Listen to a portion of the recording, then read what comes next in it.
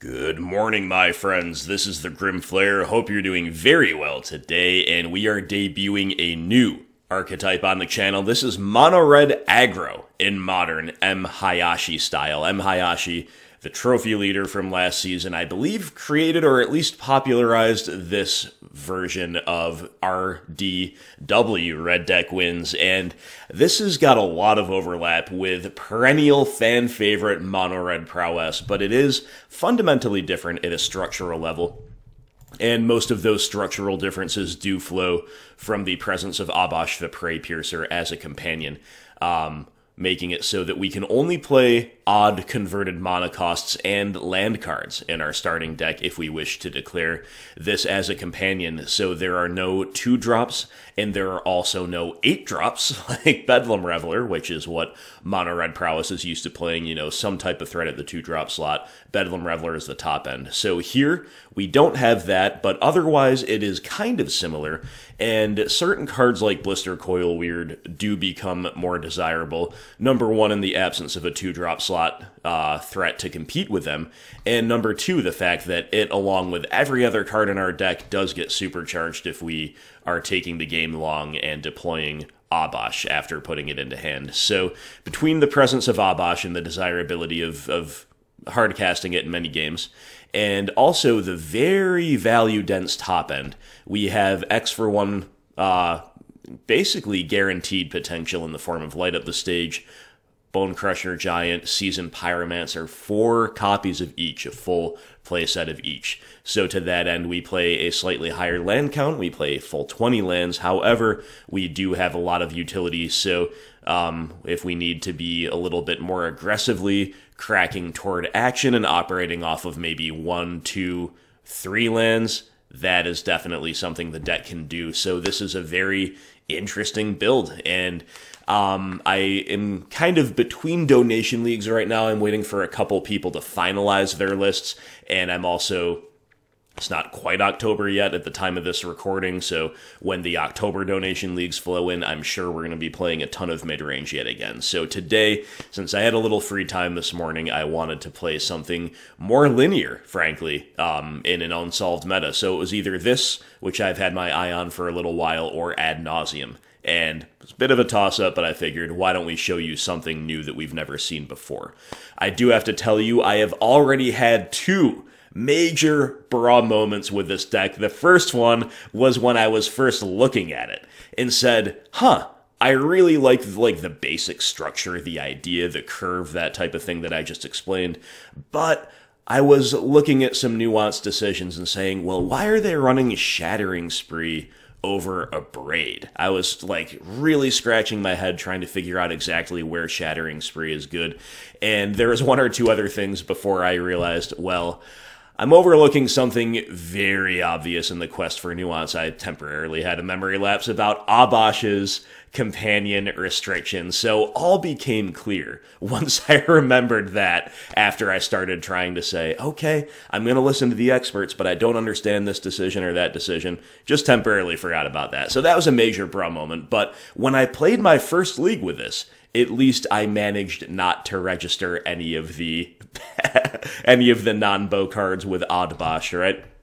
And so the bra moment, I'll tell you in detail about it maybe at the end of the video, but my debut league with this, which I started recording, ended up scrapping and playing off camera, was the single most tilting 3-2 of all time. So we did cash it, but I was left feeling with like the psychological scarring of an 0-5. That's really how it felt. Nevertheless, the deck felt really, really fun, and we're about to jump right into a league with it here. Just to mention that the structure of these lists seems to be pretty solved until further notice. It's amazing the uniformity and similarity of all of the recently successful 5-0s and top challenge finishes and so forth. There's only 2 real points of contention that I've seen. Maybe 3. Not everybody plays this one of Grim Lavamancer. I decided it was too cool not to play, but a lot of people are on a 4th Shattering Spree, making the sideboard even more straightforward. Another point of contention is you'll see like 4 Flame Slash. I'm on another thing you'll see, which is a 2-2 split of Flame Slash and Burst Lightning. Pretty simple reasoning for that is if I'm not sure, and I'm not sure because I'm almost brand new to the archetype, I'm going to opt for the card that is more proactive, that if we're in a race mode, it can go upstairs. And I'm a little low on Burst Lightning relative to the amount of play it sees in Prowess decks. I usually opt for Wild Slash, but here, remember, we have a higher land count, so we can more realistically kick Burst Lightning. We also have 4 Bonecrusher Giant, and Stomp is the relevant half of the card here, and 2 Kozileks return as ways to beat protection from red creatures, therefore I don't feel as priced into playing Wild Slash as I sometimes am. But again, you will see some lists playing 4 Wild Slash, or excuse me, 4 Flame Slash. I am on a 2-2 split. The final point of contention you tend to see in lists is that some people don't play quite as many utility lands, and you understand that because, again, we do have incentives to make land drops and to keep the lands around. So the Sunbaked Canyons and Fiery Islets are not as much of a free roll here as they are in Burn and Prowess. And also, you know, you do want a critical mass of mountains for Lava Dart and so forth, but ultimately, we're still playing 15 basic mountains. I hope that is still sufficient. Hopefully we don't get too punished in Red Deck Wins Mirrors for having 4 canyon lands, right? But anyway, my friends, that is the list that we are playing today. Let's get right into it. Thank you so much for being here, for watching. Thank you to all Patreon supporters, as always. And thank you to these 3 in particular. We have a brand new Inquisitor, Howard Wallace. Thank you so much, Howard. We have a brand new Confidant, Chris Antonelli. Thank you so much, Chris. And we also have Sasawi, who has gone from Inquisitor to Confidant, upgrading their level of support. Thank you very much, each and every one of you. Welcome to the fold. And without further ado, let's play some Hayashi style mono red aggro in Modern. Alrighty, guys, we have won the die roll. We are declaring our companion, and oh, can we keep this 5-lander? It has 2 things we really like. Turn 1 threaten to light up the stage. Probably not, though.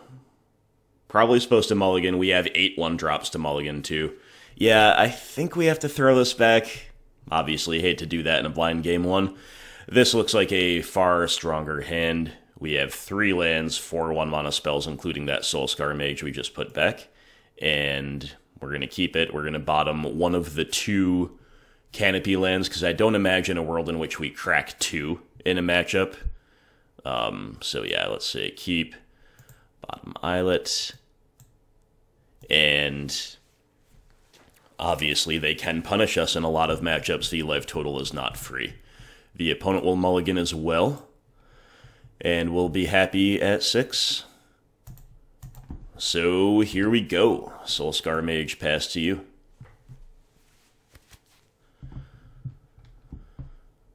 And let's see what the opponent is up to on a mull to 6.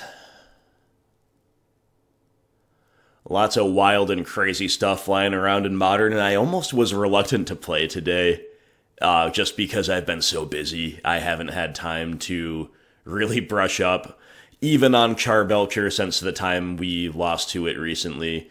Not really on Oops All Spells. I need to do all of that for an upcoming meta-analysis on the channel, and also for a Patreon article. But for now, I'm still kind of going in blind, and I suppose we're against one of those decks now. Most likely, if we see a turn 1 tapped MDFC land. But in any case, we've drawn Seasoned Pyromancer, which gives us a good top end, but whether we'll be allowed to reach the top end, I don't know, and we'll also need to draw 3rd land in order to do so, right?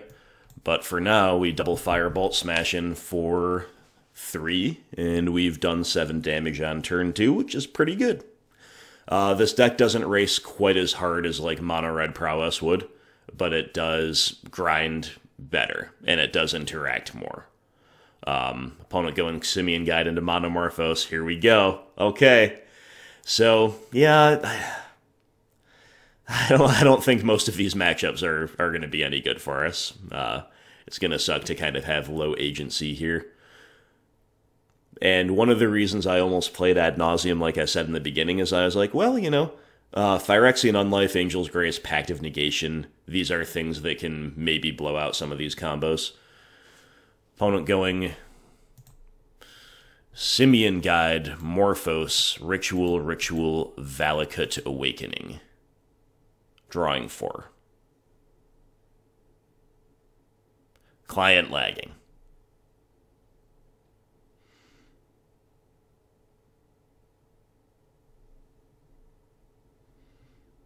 Sorry about this. There we go.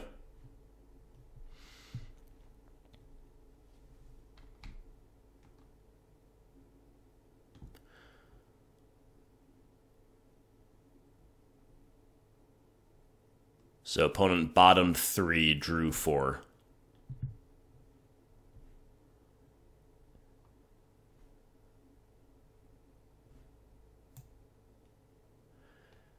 Opponent says, didn't realize I had a pause on my draw step, LOL.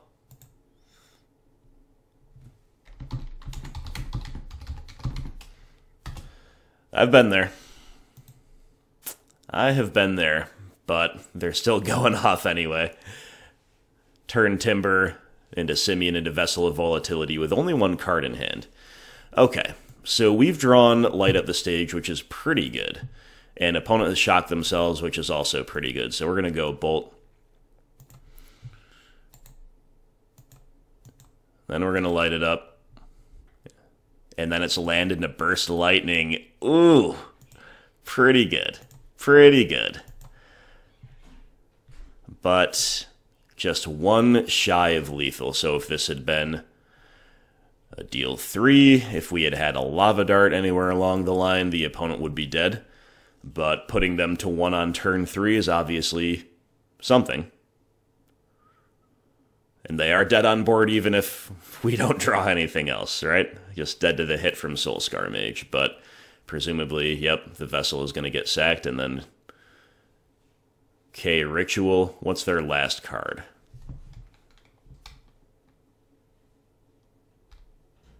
Last card is Monomorphos. All right. They're looking for something off the top here of relevance.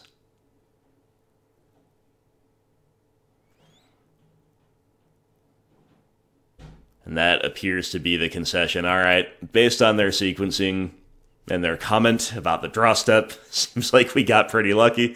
But hey, our deck, despite its real grindy potential, showed that it can really put a clock down, and that's kind of all we can do in these types of situations. I'm going to be honest, guys, I don't know exactly what we're against based on that. And furthermore, I don't think it's likely that we have good tech against them. You know, against a lot of combo decks, Blood Moon will be good. But they're, like, making double red off their Monomorphos, right? They are really they don't really seem very vulnerable at all to Blood Moon. Similarly, Relic of Progenitus, Shattering Spree, these cards will disrupt some combo decks, but without knowing exactly what they're up to, and at the risk of maybe being advised to bring in Relic just because it's a relative free roll, you know, I could see trimming like a couple Pyros for a couple Relic. Just going to run it back. Just going to run it back. And whatever it is, I'm sure we're unfavored on the draw anyway. Even more so than we'd be on the play. Yeah, we could definitely have sided out a couple of Flame Slashes for a couple of Relics. Okay, so learning curve. This hand doesn't have an early threat, so I'm going to mull it. This has 2 early threats. I like that. We'll keep and we'll just bottom one of the mountains. Leyline of Sanctity. Big yikes. Okay. Not an unbeatable card by any stretch in and of itself, but in the context of a deck that's probably faster than us anyway is where it gets really scary.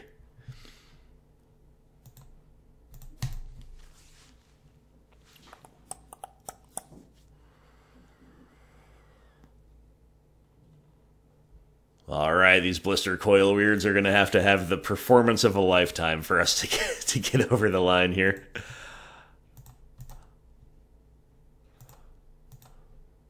Firebolt myself, just because we are a little tight on mana.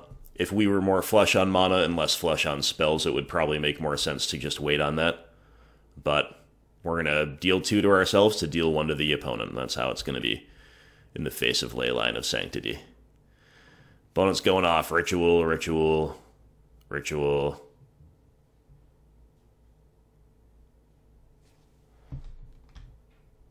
I wonder if they use green for virtually anything. Okay, this is Belcher. Fair enough. Our Shattering Spree should definitely be in. I just failed to recognize it, and we are just dead. So that one is on me, but I guess we'd be siding out.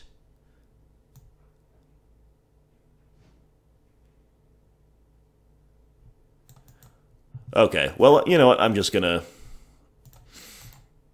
attack and make them do it. Because it's just an easy activation for the opponent. I do realize that we are dead. I do know enough about the deck to know that. But we're gonna see more of the deck this way. And that, I suppose, is relatively important. So, we go to negative 35. I believe that means we are dead. But we get to take a look. They have Veil of Summer still in. Balaged Recovery. KKK. From my limited understanding thus far, I think what we're seeing so far is all pretty stock besides the obvious ley lines. Stock main deck, that is. Akum Warrior. Cool. They do have Wilt. They have Pyroclasm. They have 2 copies of Pyroclasm. That is good to know. Alright, so we need our Shattering Sprees to hit Belcher for the situations like that, where they can make the Belcher but not activate it on the same turn. Otherwise, nothing else matters as far as I know. And those are a free roll inclusion, because the Flame Slashes should have been out, and because, like, trimming a Spyro is fine here, right? I think that's about what it should be. Do we want, like, a Grim Lavamancer in for a quicker threat instead of anything else? I don't really think so.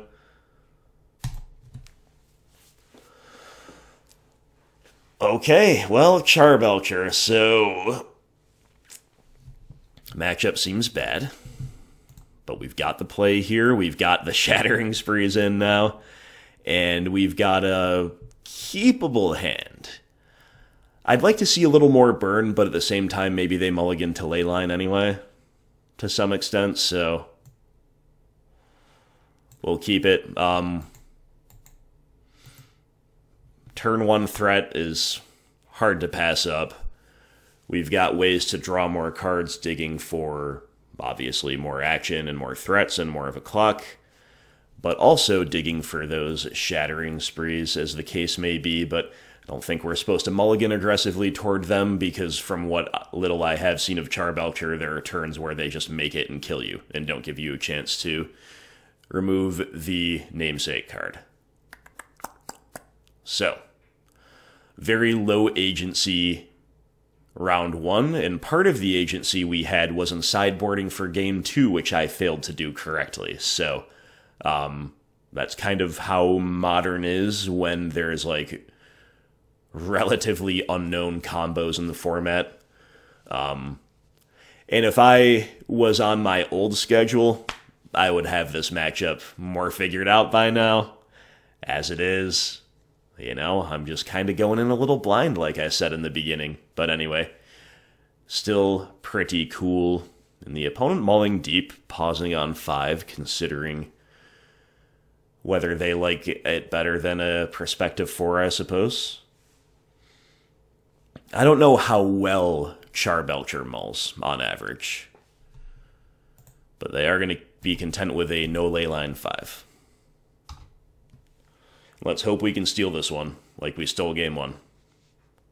No land first 2 hands, OP says. I'll say yikes.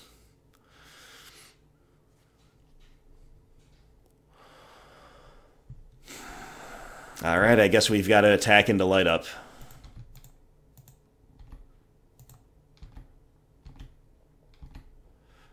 Not really where we want to be, but hopefully this sets up really explosive turn 3 and turn 4, and we are rewarded because we get a mountain, which we don't need, but at least it's a bad draw out of the way. More importantly, we get another 1 mana threat. So it's all still pretty clunky. We really hope that we draw just quick gas from here. But that was a decent find. Oh, another mountain. Man, oh man. Okay, so are we supposed to just go Spyro this turn? Like, one option, obviously, is stomping, but that's not as mana efficient. Another option is just playing Bonecrusher Giant, but with no other non-creatures anywhere to be found. I don't think we can waste that stomp. So I'm just going to play Spyro, as bad as that is. Like, when we're flooded, this is just kind of what we do. Man, deck letting us down here. Because we just flooded so badly. We've got such an anemic clock. And we still are not even sitting on, what's it called? On Shattering Spree, right? But opponent's not doing too much either. So, alright, we've drawn Swifty. They haven't had Pyroclasm yet. I guess we're supposed to play into it. So I think we're going to go Swifty, Stomp, Light Up, all main phase.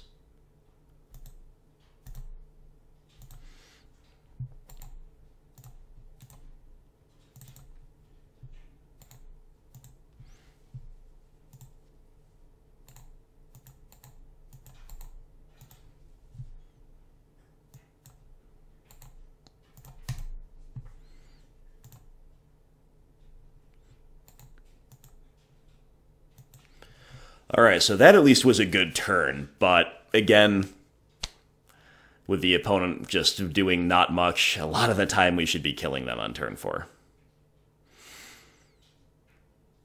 But we didn't, and the opponent's got 1 turn to put together lethal. We do have Shattering Spree, but looks like they've got it figured out. Iron Crag Feet is the card that lets them go Belcher into the kill. Pretty rough. I don't think we were wrong to keep our opening hand. I think we just got unlucky. And I don't think we were winning game 2 despite my failure to mulligan into Shattering Spree, or to side into Shattering Spree. So despite my inexperience with this deck and against the opponent's deck, I think this is just kind of how Charbelcher plays out against mono red aggro. Again, on average, I'm sure we're supposed to kill them on turn 4 when they mulligan to 5 with no ley line and no interaction. But we didn't manage to get there. We drew way too many mountains off the top of our deck. Crazy top deck, man. Good game. Good game, well played. Opponent's really nice. All the best to you, Rudiker4906, and on we go to round 2. We are on the draw here for round 2. And we've got a perfectly good hand in a blind game 1. Opponent will mulligan, we're going to keep. Hope it's not Charbelcher again, because just no agency for us. But opponent taking a deep mull. You imagine it is some hyper-linear deck, and ironically, this is kind of, I think, a punishing deck to run into the linear decks with, unless our relatively narrow sideboard options line up. Okay, Pacala Caverns, Pacala Predation. I think this is going to be Oops All Spells, which is another brand new deck that I'm no expert on, but presumably we're going to want our relics in and so forth. And hopefully we can steal game 1 here. Okay, opponent Thought Seizing. I don't know if Thought Seize is stock for them. I don't know if this is something different. They take away Spyro. Okay. Taking away the Grindy card is interesting. We draw another mountain.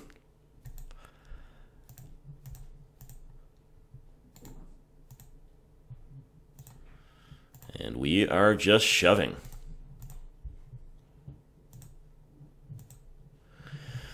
Okay, so we've got the opponent halfway dead, but we have run out of options. Run out of spells in hand. But then we draw Lava Dart, which is pretty cool. Okay, opponent going Seagate, Reborn, tapped. Sure.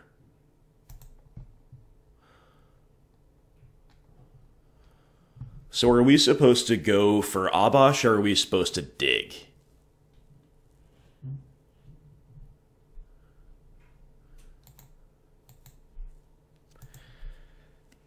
So, let's assume they have nothing. Double Lava Dart puts them to 8, the attack puts them to 5. That makes like 1 Lightning Bolt lethal. Think we're gonna dig. Into another Sunbaked Canyon, okay. We're not gonna double dart just yet.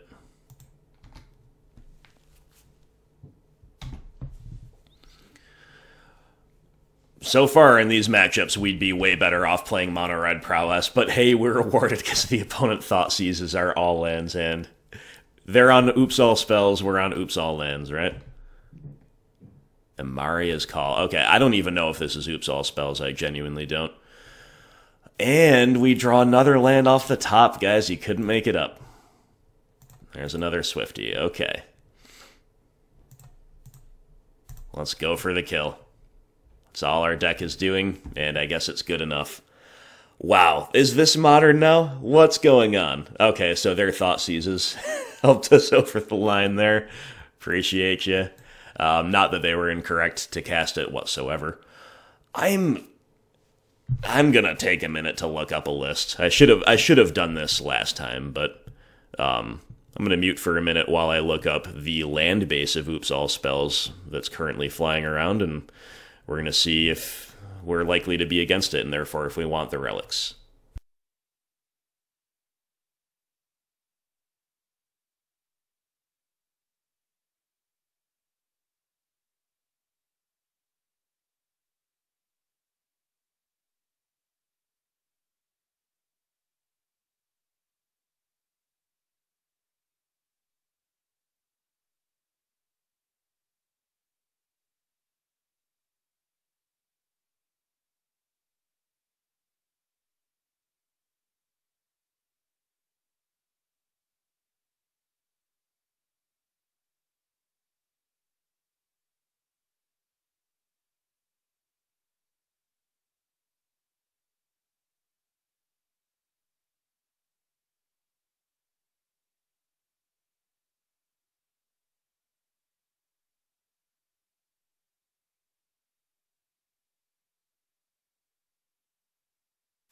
Alright, so I'm seeing in this Channel Fireball article that they do have 4 main deck Thoughtseize, and therefore I guess that's what we assume. I'm not necessarily seeing all of the same... Yes, we are, actually. We are seeing the same lands. Okay, so this is what we're against, as far as I know. Probably just going to side in the relics and try to race. Once again, cutting Wild Slash, I suppose, makes sense, and so far I am feeling rewarded for playing a couple Burst Lightning. Trim a Spyro, and maybe just another Spyro. They are the slow half of the deck after all. Sure. When I don't know what I'm doing, I will err on the side of racing. I wish I was bringing you more expertise against these decks, but, you know, I know they play like Pentad Prism and stuff. I don't know if we're supposed to play Shattering Spree specifically with our build. I don't know. In theory, their land base is Soft of Blood Moon, but again, is that really what we're supposed to do? I kind of doubt it. The theme of our league so far is just drawing far too many lands. I think we're going to mulligan this one-lander, despite T1 Soul-Scar. We have what I think is a really good 60 post side, and here we go. Okay. Well, this has no early threat, but because it has Relic, I'm probably supposed to keep it. We'll keep bottom of land. And we also have Lava Dart into Light Up, but this is another Leyline of Sanctity deck, so I guess we cannot turn on Light Up, which makes our keep a lot worse. But we're going to run out the Relic and hope they don't have a claim effect as well as that Leyline, and they don't seem to. And we draw another land. Okay. Mountain go. Opponent didn't make a second land drop. And nor did they make a third one, but we're drawing ourselves as mountains. Okay, time to get a Spyro down. What a weird league so far. Alright. Just pitching a couple mountains here.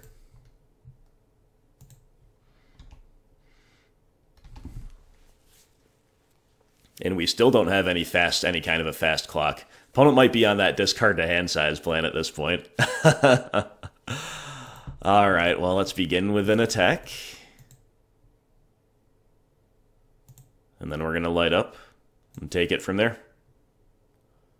Opponent says, wow, I win with a second land, incredible. I'm sure you do. I don't doubt it.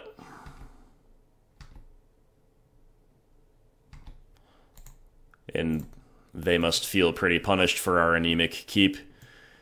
But alright, so there's Swifty and Lightning Bolt in exile. We should probably just play Swifty this turn to use our mana efficiently. We'll play another Relic. And then we will pass holding up our Relics. Can they really win through 2 Relics? I have no idea. We're going to find out if they draw the second land.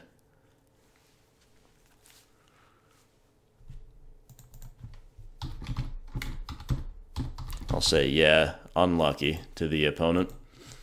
They did keep a one-lander, but I have no idea what the incentives of that deck are.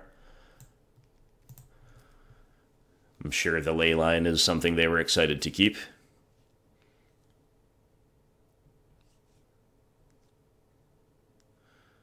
Yeah, so, again, in a perfect world, I would have done my research first before I played this league, but I simply didn't have time. Talisman of Resilience. And they're going to say go. Alright. Well, I think I'm going to play cautiously here. I'm going to deploy Soul-Scar Mage. I'm going to Lightning Bolt myself for an extra point of damage on them. And then I'm going to pass holding up both Relics. We don't need to play Soul-Scar first, but it doesn't matter. I'm going to hold up both Relics. And that also makes sense, you know, save the Lava Dart all-in shoves for when Soul-Scar is attacking too. Alright, so we should have the kill next turn if the opponent doesn't manage to... Of course the land is of the same color. Alright, so... Opponent's not happy with the second land, after all. Okay, I mean, maybe Shattering Spree should be in. Again, who knows? Who knows? Not me. Alright, so let's assume the opponent has nothing. Lava Dart is not quite lethal. Without flashing back, which obviously we're happy to, but I think I'm supposed to just untap here. Okay, Swifty. It's pretty good. Opponent seems like they're F6'd.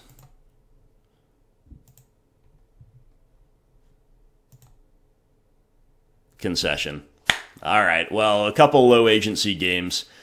I assume our Relics did something there, warded them off, but maybe they just had absolutely nothing at the same time. I have no idea. Again, I wish I was bringing you better insight. For the people who've been playing a lot and know these combo decks front and back, it's probably entertaining to see me speculate here. But anyway, What are you going to do? What are you going to do? We're 1-1. We're on the board with a mono-red aggro.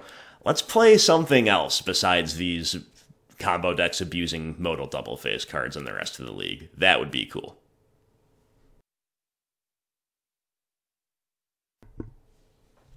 On the draw again for round 3. Which is pretty bad, given the matchups that we faced so far, but in more normal matchups, I think, is not the end of the world at all with this deck. Opponent will keep 7. So will we. It's a pretty well-balanced hand overall. Yo, it's a non-combo deck, unclaimed territory for humans. You love to see it. Wish we were on the play very badly, though, with this hand. Let's draw a Lava Dart. Ah, another mountain. No. Okay, we're letting them have Noble Hierarch, which is never good. We've got Stomp online, but I feel we really need to win game 1. Just because, you know, they've got Auric champions floating around in the sideboard, which is part of my, the most tilting 3-2 of all time when I first played this. Oh man, Thalia's rough here too. So they're just assuming we don't have 1 mana removal, and they're going to be right unless we draw it, but we draw it. It's Flame Slash. So we're definitely going to slash the Thalia here, partially so we can attack, partially because they are already on 3 mana with that Noble Hierarch. I guess they wouldn't be if we slashed it, but with our hand, I believe this is what we're supposed to do. So Flame Slash, a fine draw. Less efficient than other things would be. And rendered even less efficient by the Thalia attacks. But as long as we keep drawing kill spells off the top, it's going to be great. It's going to be great. OP with a Kitesail Freebooter. Hopefully not into Meddling Mage. That's always a rough. But I think it's what they got. Yeah, so now they name Stomp, or Bonecrusher Giant. Actually, how does that work? I've never encountered this. They have to name Stomp, so... Oh, you gotta be kidding me. We find a 3rd one, really? That's insane. But we can still cast Bonecrusher, so that's kind of cool. I'm going to, you know, a bluff attack probably would have worked, but I'm not going to risk it. I can't believe that. That's so punishing. Obviously, we draw the 3rd one is just disastrous. But we have 2 Burst Lightnings, a Flame Slash, 4 Lightning Bolts, 4 Lava Darts. Other things I'm not thinking of. We have so much removal, but we obviously are just going to only draw creatures here, huh? I mean, playing Bone Crushers and Erasing is really not that bad. Let's see what the first one does. It's going to connect, huh? I think I'm going to play another one here. As ridiculous as it is, you know, if these Stomps weren't locked out, we'd be crushing them. But especially if the draw Swifty, we could have gone Swifty into Stomp this turn. Opponent's curving out like crazy, though. Second Mantis Rider. With a champion leading the way. What are you going to do? Let's just draw removal, right? Fiery Islet. Okay.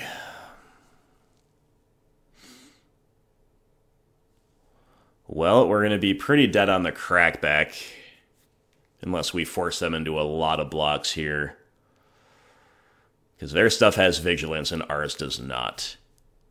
I think we have to crack Fiery Islet here. Another land, you gotta be kidding. Alright. So they've got 5 attackers. I mean, we're just stone dead to another Mantis Rider. We can't play around that. They've got 5 attackers. I think we're going to ship in with 1 Bonecrusher, then play a couple chumps.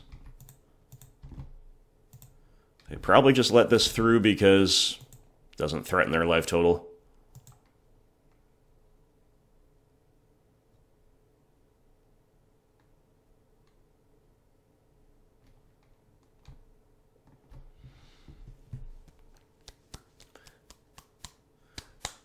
Such a feel-bad here.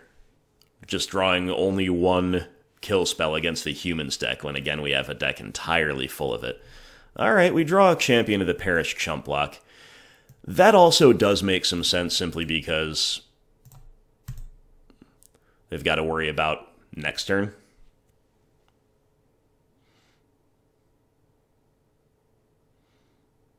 And, like, life in the tank now, but they have Phantasmal Image, so we are dead, dead, dead.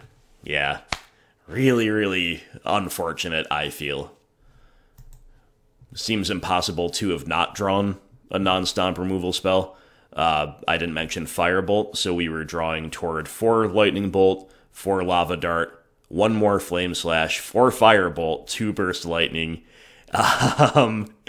and on top of that, we happened to have double Stomp in hand at the time where they played a turn 3 Freebooter into Meddling Mage and then instantly drew the 3rd. On top of all of that, we also didn't find any other way to churn through the deck, like Spyro or Light Up. We were just drawing literally lands, 1-drop threats, and the 3rd Bonecrusher Giant. So, I don't mean to complain, but that is normally, I think, a great game 1 for a deck like this, and one where we have a lot of agency, and neither of those ended up being the case. However, we do have Grim Lavamancer and Kozilek's Return to bring in. Some people might argue that, like, a Blood Moon or some Shattering Sprees for the Vial, or a Blood Moon to beat the non-Vial progressions are good. I kind of doubt that. Like, our matchup should be so good. We have, like, no bad cards to cut, right? So I'm not going to do the high variance, very low floor type of sideboarding. I don't think that's necessary. We'll probably be trimming a Spyro here, even though he's good. I'm just looking to the fact that everything else our deck does is, like, even better, right? So I think we're trimming around the edges. Spyro and Light Up a little slow, and maybe a Blistercoil Weird because it is just, like, the weakest card in our 60. Everything else is awesome. Like, look at the 60. We shouldn't lose the game 1. We lost the game 1. Now I'm worried about losing one of the post-side games to Aureate Champion, but we have more outs to Pro-Red with Kozilek's Return and Bonecrusher Giant Stomp than they have Pro-Red creatures, without doubt. So let's get there. Let's see if we can get there here. With a really good hand. We're keeping classic mono red prowess looking hand with 2 lands, 2 1-drop prowess threats, 2 1-drop burn spells, arguably the 2 most iconic ones in Lava Dart and Lightning Bolt, and a Light Up the Stage for extra gasoline. Opponent will also mulligan to 6, which we do love to see.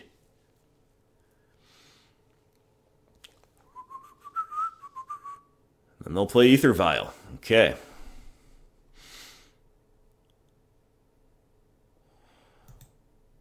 I think we're going to go Swifty, attack, light it up.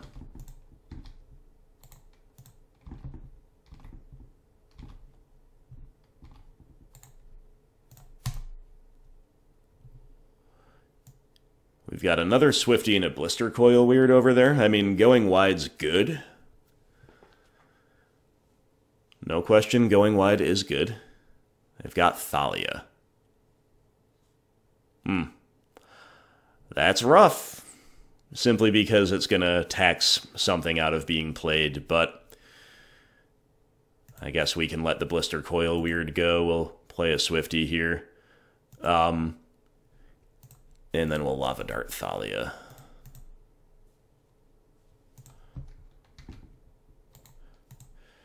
That's not strictly better, right? There are some ways where we're punished for playing the Swifty over the Weird because they could have a Deputy of Detention to get both of these. They could have they could have something else. And they're going to have Skyclave Apparition. Interesting. Sure. So we're going to get a 1/1 blue illusion if we kill this thing. Okay. What was I saying? Oh, yes. But I think we're definitely better off playing Swifty overall, because it doesn't die to Plague Engineer, which they could have in post side, and also because it just has haste, letting us get more damage in that turn, and also it's just bigger, right? It's just got a bigger butt, and we like that. So anyway, we've drawn Sunbaked Canyon, clearly just going to bolt this freebooter right now and kill them. Right, we've got lethal, I assume, through this with Lava Dart, or do we? If we don't, it might be correct to save the bolt for something a little scarier than Skyclave Apparition. Well, if we bolt, we're going to swing for 6. Lava Dart, we swing for 8. They're at 11, so we don't quite have it.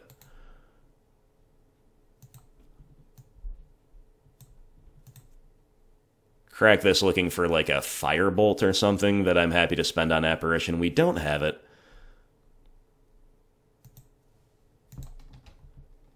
So I'm just going to attack.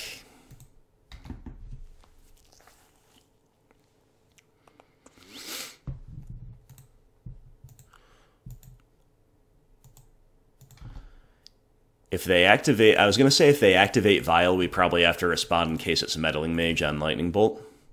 But, okay.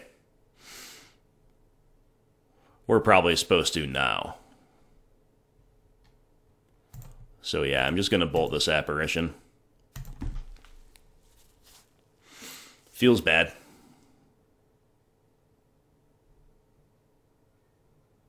And they'll concede. Alright, interesting. Fair enough. Maybe that was a phantasmal image. Who knows? Anyway, that was a pretty easy win. That's kind of how I wanted Game 1 to go. Game 3 on the draw. This is where things could get a little hairy, but I still have all the faith in the world in our deck.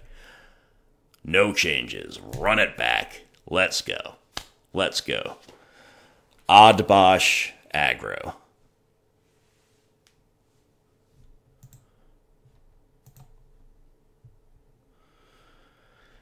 Pretty great keep to me. Opponent will keep 7 as well.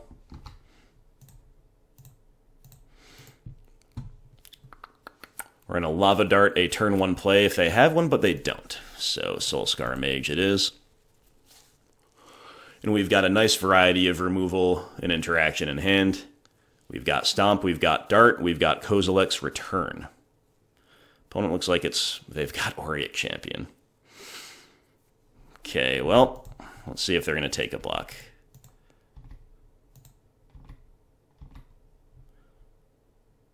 Nope. Alright, this is potentially fine. We just hope they don't have, like, hand attack here.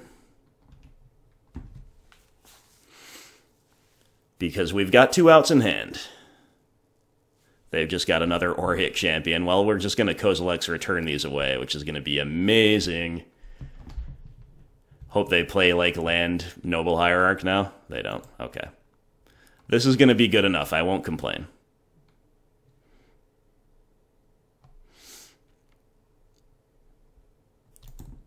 And we're just drawing more mountains off the top, though. That's really annoying. Okay. Okay. Just make sure. I've never actually returned away colorless or pro-red things before, but that is how this works, as far as I know.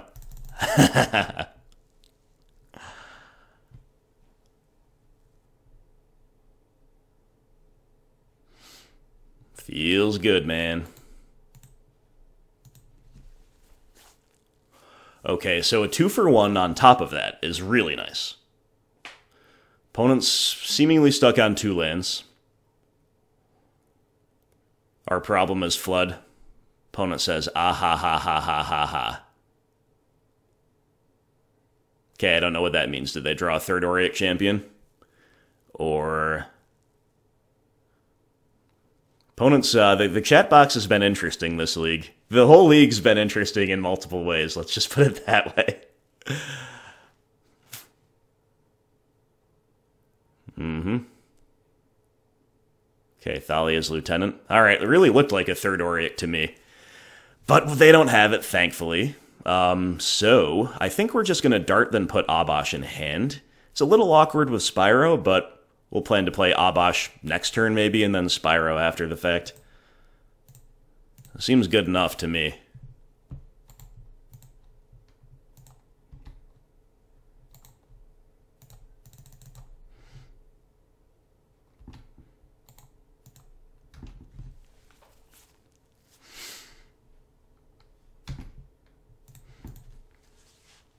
Kozilek's Return OP.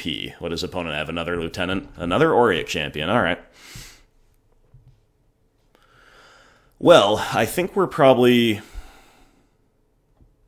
Okay, another Bonecrusher Giant seems really good, actually. One option is to play Obosh.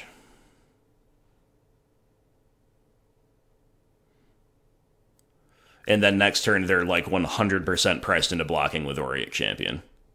Unless they have something weird like third land into Reflector Mage or Deputy or something like that, then we could get punished for that play. Another option is to just attack and see if they block, and if they do, obviously, we just stomp. Like, stomp and then play a Bonecrusher would be amazing. But if they don't block... then I guess we just still cast Obosh. Alright.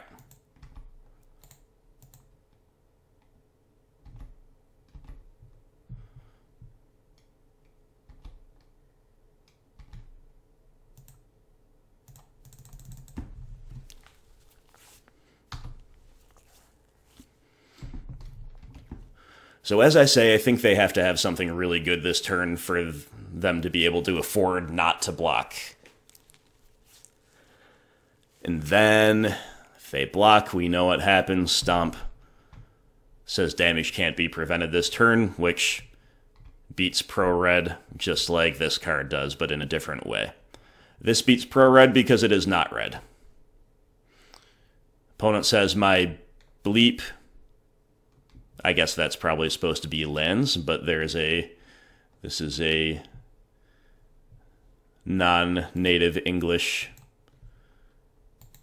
keyboard that they're using, I guess. They say play alone. Yeah, I understand what they mean. They are kind of stuck here. It's unfortunate. But that's the way it goes sometimes. So,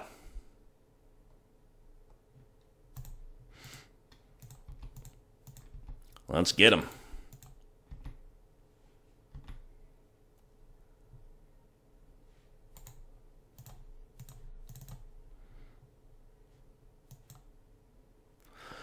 Alright, so if we stomp again, they go to 8. If we dart, they go to 7. Oh, they're just going to concede. Okay. I was going to see if we had lethal, decide if we play around anything.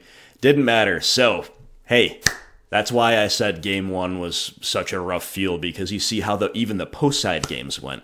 We turn 6'd them through 3 Auric champions, and we still had a bunch of 2-for-1s waiting in the wings. Yeah. Now, obviously, the opponent's progression was not good. Besides finding all 3 of their best hate cards. That was good, you know?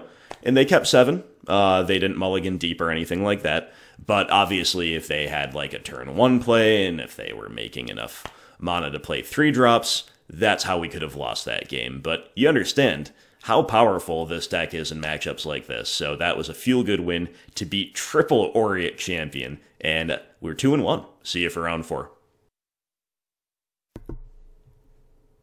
Round 4 on the play. On the play, on the play. Declaring Obosh. And with another pretty good keep. Definitely starting to see some pretty nice opening hands. And we're just going to get the Weird down here and say go. Next turn, hopefully going Swifty, Firebolt, a small creature, swing for 4. And the opponent says, well, hello, oh, this is Bloodlights.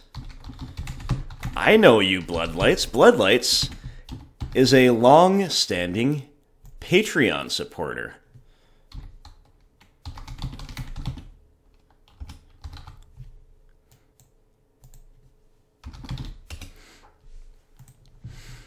And they're probably on Jund, which is going to punish us for playing Weird really seriously if they have a Renin 6.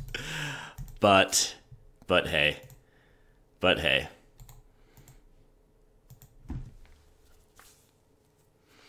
At least they didn't have removal or discard on T1.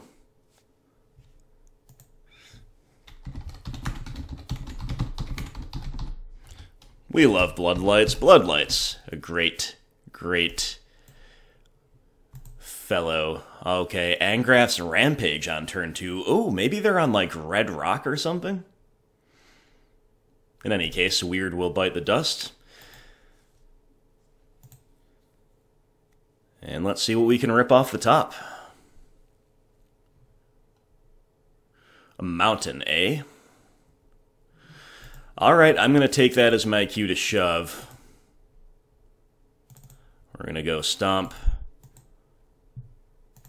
Bolt. Swing. Put the opponent to 6. With a Lightning Bolt in hand, a Swifty on field, a Bonecrusher Giant waiting in exile. Opponent will Dreadbore. And we will draw Spyro, huh? Interesting. I think we're just going to play Bonecrusher Giant for now. Spyro seems good against any kind of black-based grindy deck, which is clearly what they're on. We need to fade Liliana of the Veil. They've got Chalice on 1. Whoa, I was not expecting that at all. Not at all. Okay, now we need to fade like another Rampage or Dreadbore, but they don't seem to have it. Maybe they have Terminate, though, but it, you know. Yeah, if it's going to target, yeah, they do have Terminate. Jeez.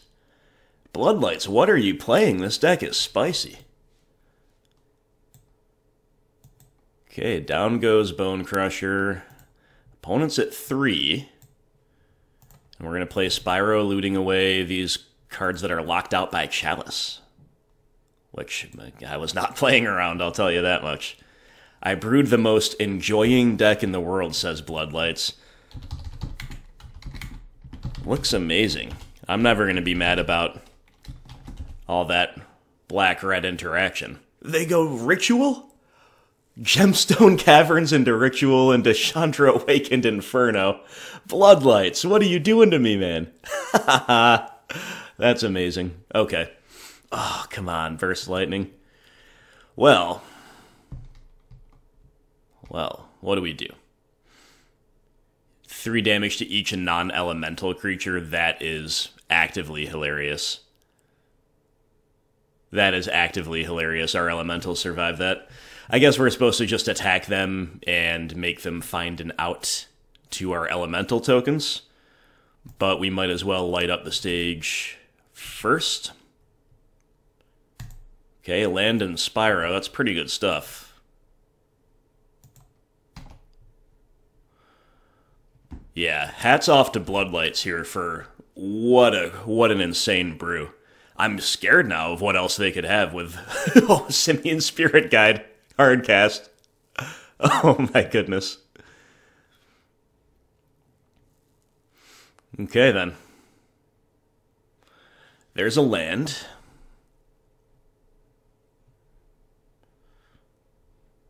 Well, I guess we're probably actually just supposed to Firebolt them for lethal out of the graveyard.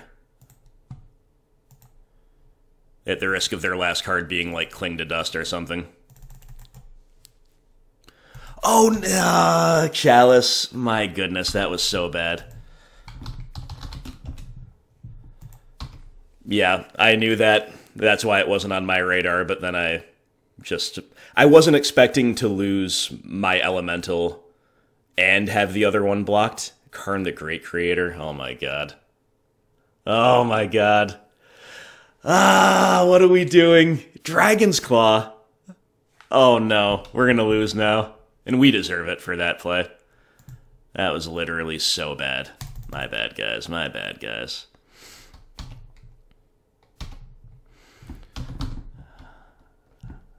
Sometimes I just can't play optimally against Chalice while I'm commentating. What else is new? Ensnaring Bridge. Wow. Bloodlights. Chandra emblems. Bloodlights. You're making me question everything I thought I knew. Alright, we're drawing absolute garbage anyway. So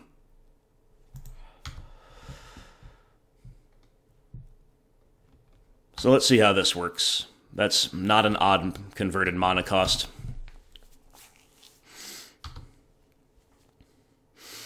Yeah, so making the Spyro would have been great. Not really finding us anything good, though, would it? Would it be? Blood Moon. Jeez. Opponent's deck is nasty. Opponent's deck is like black-red prison with ramp pieces to ramp out above curve stuff. I don't know if we have any outs main deck to the Claw plus Bridge plus Planeswalkers. I'm probably going to concede. Animating the Bridge, playing another Blood Moon. Wow. My mind is blown right now. My mind is absolutely blown. Okay, it's another Spyro, sure.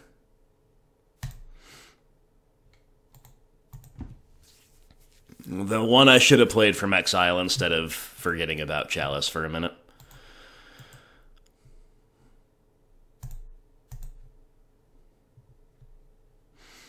Yeah, I still don't think we have outs, do we? I'm going to concede. Opponent clearly deserves the win here in game one. I misplayed. They made the stand at 1 life, I guess it was. Wild and crazy stuff. Wild and crazy stuff. Chalice is the last thing I expected to see. Okay. I don't think we want much besides Shattering Sprees. You could argue Grim Lavamancer, but I have no idea what to expect. I mean, they're red-black, so we've got to assume, like, Plague Engineer's on the table, Sweepers are on the table. Lavaman's weak to both. Okay. I'm going to play my Sprees because Chalice is a beating, because they're a Karn the Great Creator deck. And I think we're probably going to trim with card quality in mind, and also maybe trimming away from Chalice on 1 beating us, so why don't we lose Weird, at least 1 Flame Slash, maybe a second one? Yeah, I mean, if they start pulling out creatures that are X4s, sure.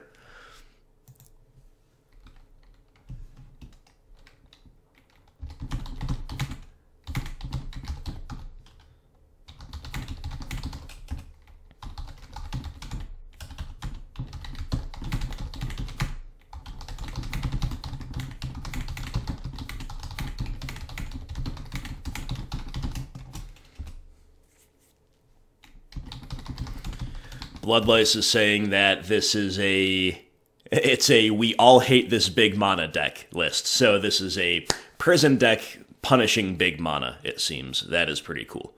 I don't think we're going to do anything else here.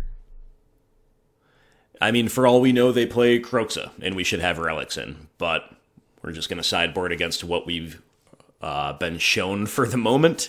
And we have plenty to worry about without wondering what else might be in the deck, right? Yeah, exactly. Opponent says it's sometimes confusing with a CMC. We've got to keep. I do know that flashback spells still count as the normal CMC, but it is just like a mental shortcut that I took because part of my brain is being used to speak, and sometimes that happens. Opponent's playing Infernal Tutor, and then they have T1 Gemstone Caverns. Again, Bloodlights is making me question everything I once knew about this format in this game.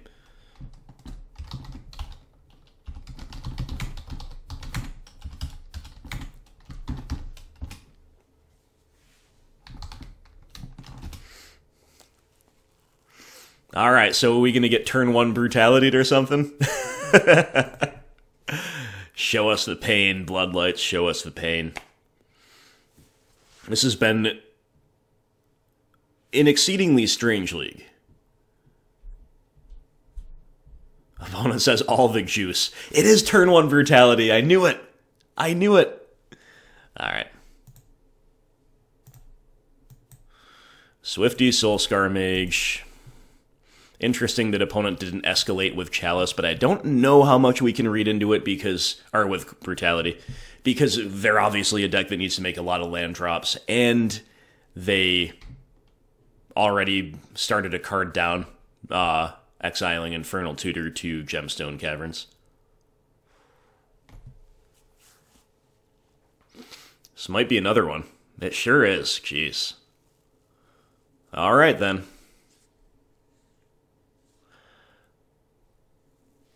It's a minor thing, but I think they should be killing Soul-Scar over Swifty, but they probably don't play creatures, so it probably doesn't matter.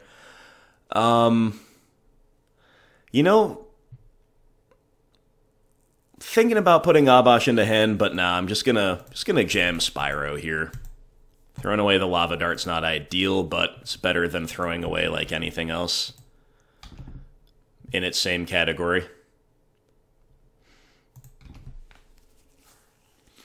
Okay, we got a Fade Chalice now, because we were just drawing all 1-drops, and right on cue they have the Chalice. But they're not making any more land drops of their own. So I'm just going to put Obosh into hand. Do we want to sling like a Firebolt for 1 extra damage? I don't think we do.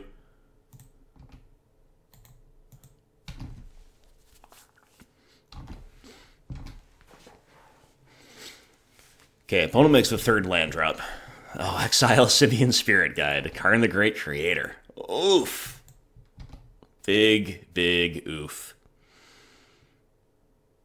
They're gonna go get Bridge. We're gonna get Shattering Spree. Very nice. So let's just remain calm, kill Karn, pass the turn, and then we've got outs. Karn. Bloodlights.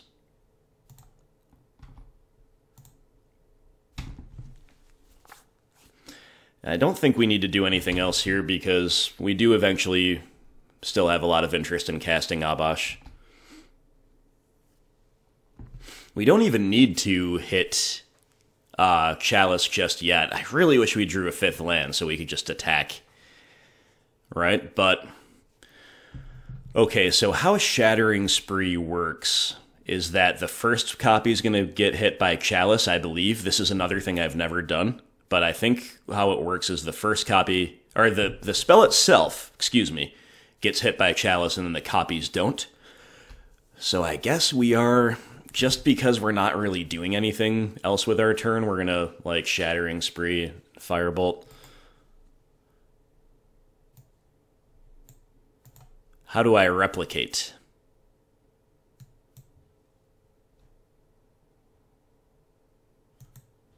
Okay, any number of times you may pay an additional red to copy the spell as you cast it. So I guess we're supposed to hit 2, even though it seems like I should be hitting 3.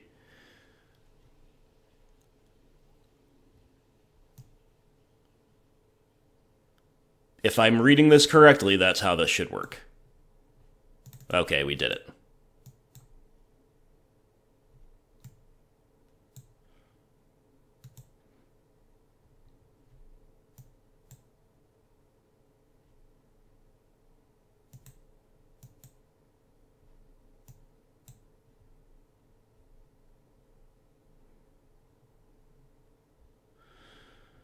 Oh, this is so unintuitive.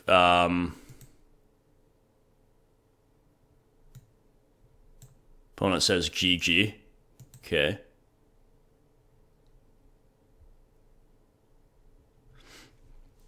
Okay, good enough.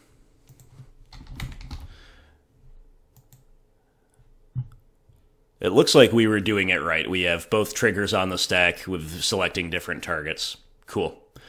All right. So I guess that was good enough to get there. Obviously, opponent a bit land screwed there. Probably had some 4, 5, 6 drops rotting in hand. Unlucky. Bloodlights. Unlucky, my friend. We have not seen much that makes me want to do anything different. They appear to play a high density of basic lands. In fact, they're a Blood Moon deck themselves, right? Not that it's in against us post-side, but more that our Blood Moons are not desirable. Didn't see any reason for Relic. Run it back. Oh man, I am noobing all over the place this league. I'm like figuring out Replicate, how that works on MTGO. I don't know what the combo decks opponents are playing or up to. I'm casting a Firebolt into Chalice of the Void. Uh-oh, Bloodlights, why you gotta keep 7? That's just so scary. I don't want a mulligan against this deck, really. Feel we need all the resources we can get, but it's just kind of a bad burn deck right now, but I'm going to keep it because it's functional and because it does, like, go over the top of Chalice in theory with Light Up and Obosh, and now with Bonecrusher Giant. That's a good draw.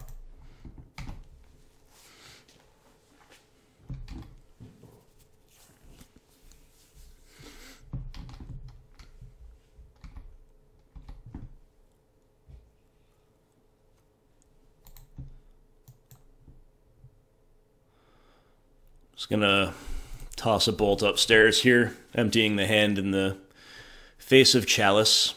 Another Bonecrusher seems good, but this turn we're gonna go Lava Dart, Light Up.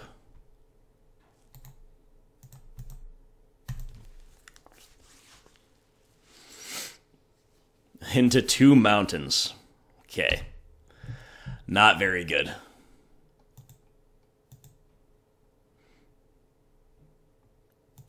Opponent's playing Bonecrusher too, really? Wow. That is scary.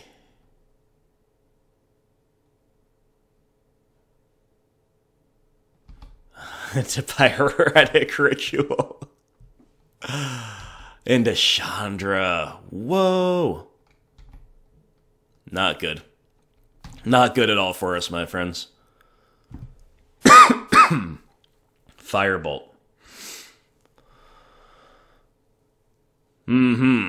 Well.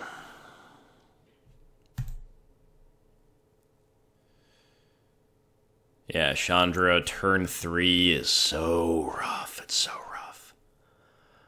So we could stomp her Firebolt, her flash a Lava Dart back. I actually think I'm probably supposed to, because it gives them a fail rate. If they're flooded, it means they can't find gas off of her. If they're screwed, it means they can't add mana with her. They have big stuff rotting in hand. And we don't have any other amazing plays. I really hate to lose the land, though, under these circumstances. But, yep, we'll spend 3 spells doing this, although that's not strictly true in terms of how we can conceive it. So the nightmare here is that they have another Chandra after this, and then it's just like, we're just meant to lose. But if they do, they can't cast her off of that. Gemstone Caverns. They're just going to play a Bonecrusher Giant. Alright. I guess we're just going to do the same for now. Never thought our life total would matter this much in this matchup, but here we are.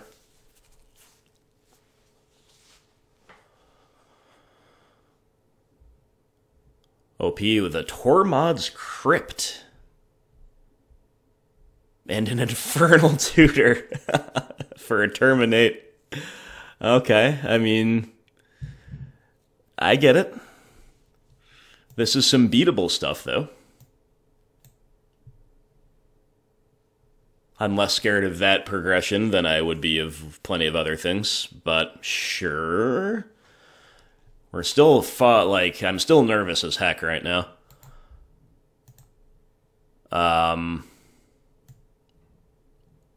This is rough, because we can't 1-for-1 the Bonecrusher. Whenever it becomes the target of a spell. So we're going to go to 4. And we're gonna be at 2 if we go like Bonecrusher Giant Lava Dart, or like Stomp Lava Dart rather. But I think we're probably supposed to. Like, we just have to assume that their Planeswalker ramp deck is not really gonna be able to shove the last couple points of damage over the line, but It's really, really so bad. And this is why I was so downtrodden about losing that mountain. Look how it's killing us here. Not only choking our mana, but also the pain. And now we draw another. We draw a Fiery Islet, so that's good. I'm going to begin by cracking one, though. Crack this one. We're rewarded. We get to play a Blistercoil Weird.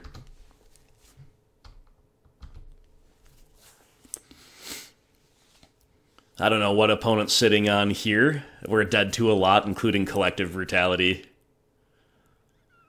Lately, I've been calling his shot, so let's hope that's not it. Alright, Angrass Rampage, sure.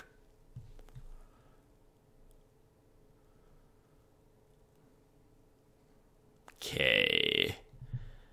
I mean, I guess we're going to go to 1, play this Bonecrusher.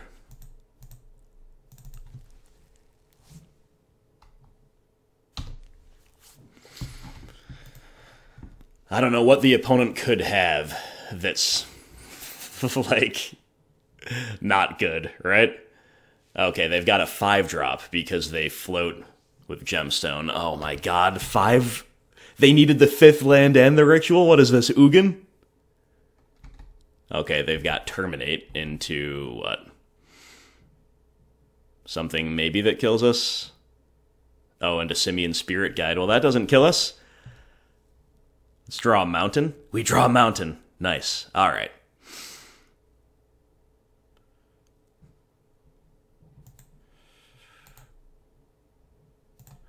I'm just main phasing this stomp.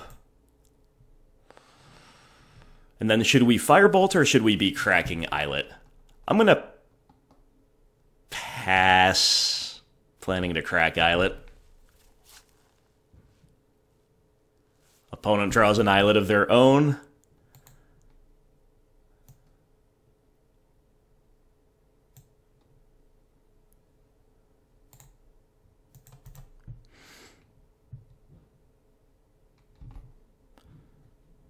Okay, we find Swifty. Alright, Swiftspear. Lightning Bolt, Firebolt, Lava Dart, that's 6 damage. That's lethal, right? Let's do it again. Lightning Bolt, Firebolt, Lava Dart, 6 damage. 3 triggers for Swifty, that's lethal, so I guess we're supposed to attack and make them have...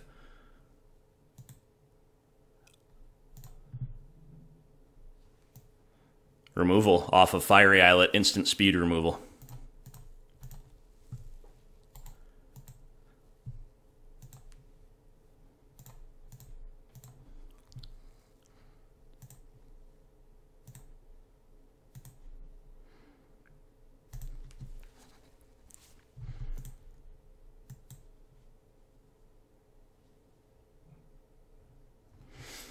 Moment of truth.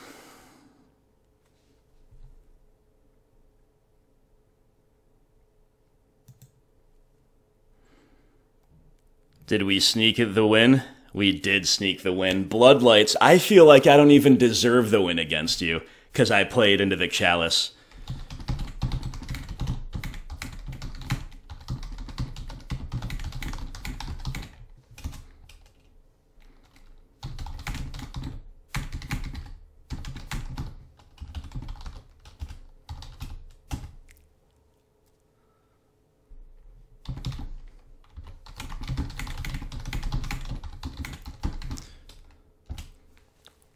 Yeah, ripping the bolts. I mean, don't get me wrong, I think our sequencing was pretty rewarded in a lot of ways too by holding the Firebolt, holding up Fiery Islet. So near the end there, we had a lot of borderline decisions after some really tight games, and I think our sequencing was rewarded. But if I ever play once into Chalice, I feel like, alright, I'm bad, I should lose. I should lose. And I guess to be fair, we did lose that game. And that was definitely... really, really intense. So, Bloodlights, all the best, my friend. Great to see you. I think this is our first time ever facing down on MTGO. Look forward to you posting the list we just saw on our Discord. It is red-black prison, but it's much more than that because it's got seemingly an angle against big mana beyond the Blood Moons. If his if I'm understanding what he said correctly. It's got a lot of value with stuff like Bonecrusher Giant, and also we're playing Infernal Tutor. So there's a lot to like. That was about as close as it gets. And we're 3-1. 3-1 with M. Hayashi with some really weird games. And let's go on and try to finish strong. Final round on the draw. With an acceptable hand, it is very grindy. We have our least powerful 1-drop and our least powerful 1-mana burn spell. For the early game, that is. But we do have those things. We also have 3 lands, double Spyro. We're against Hedron Crab, so it is Mill. We're just going to Firebolt the Crab. That feels pretty good. Next turn, we'll be able to Lightning Bolt either Crab, if they have one. But they don't, because they would have played it before they play this fetch land. So the Spyro's not the greatest against Mill to have in your opening hand. I'm going to just play a weird and Firebolt now. Got to dump the hand out with Spyro coming, but obviously that would be better alongside a Swifty now, wouldn't it?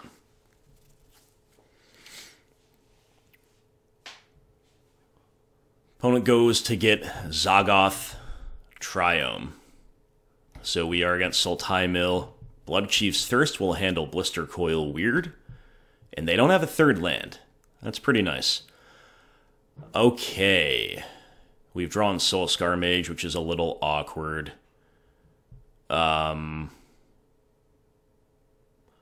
I don't think we can afford to be so mana efficient as to just play him and say go. So we're going to play a Spyro. Ditching another Spyro is pretty free. I'm not sure whether on average it's better to ditch Soul-Scar Mage or Lightning Bolt here.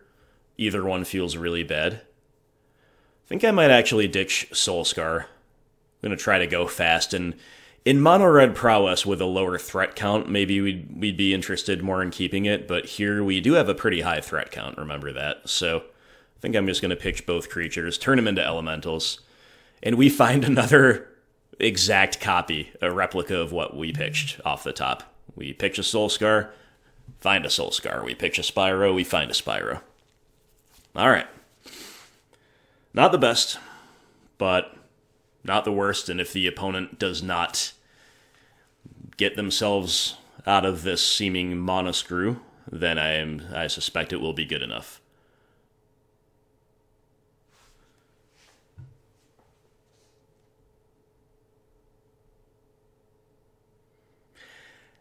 I just got a notification on my phone. Bloodlights just edited their pledge. From Inquisitor up to Confidant. Let's big shout out to Bloodlights. Thank you so much, buddy. I really appreciate that. I believe Bloodlights was a Confidant in the past, and, you know, a lot of us have taken a financial hit here in 2020. Okay. And so anyway, I believe that's why Bloodlights went down to Inquisitor in the first place, but he's back to a Confidant on the heels of that epic game. Thank you so much, Bloodlights. Now, do we want to risk turning on Archive Traps by using Assassin's Trophy's ability? I kind of do, just because how many could they really have? And we could really use the 4th land for a variety of reasons. So if they Archive Trap us once, I think that's, like, justifiable.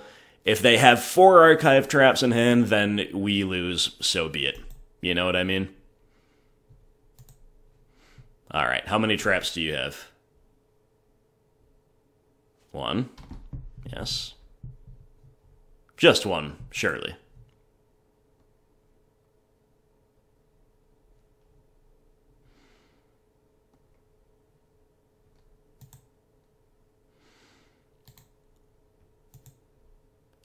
Oh, then they're going to Surgical Lava Darts.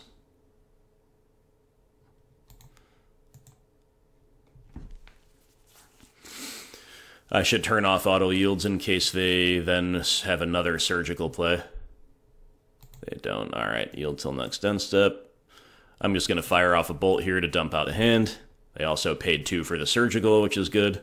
For us, yeah, so I think we're pretty rewarded for that decision.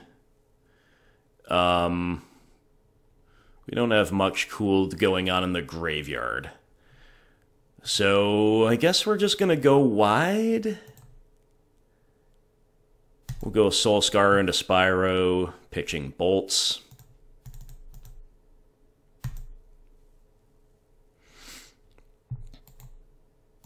Again, opponent being stuck on the lands is what's good for us here.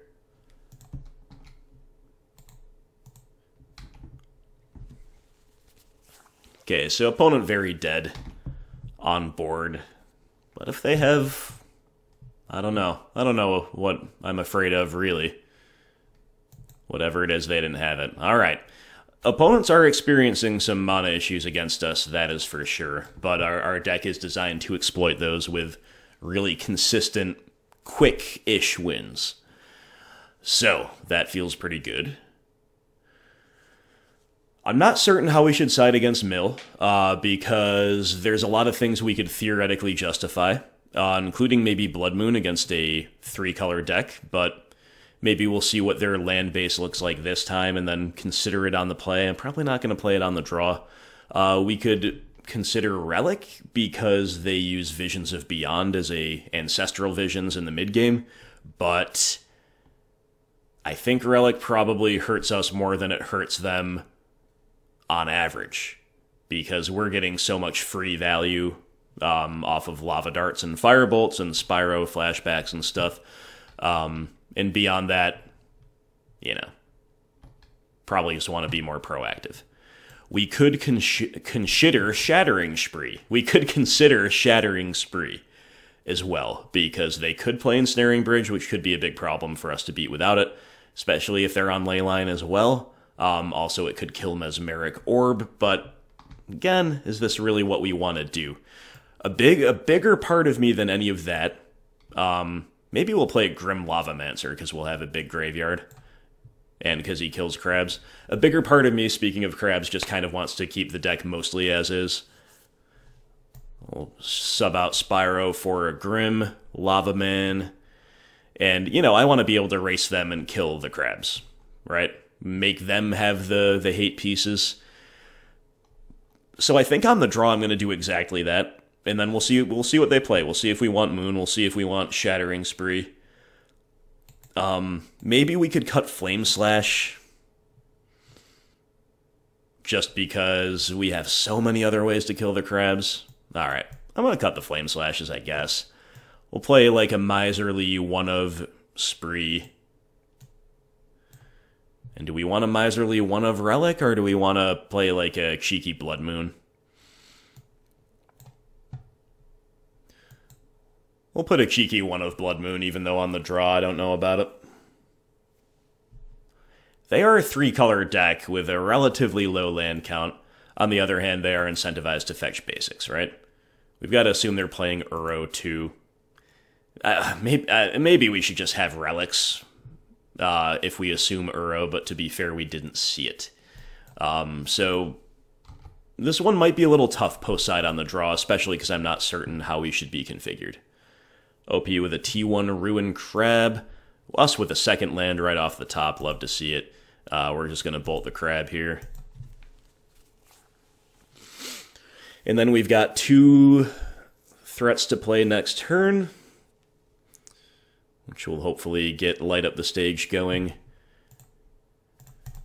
And OP does have a basic swamp, so all 3 colors are online.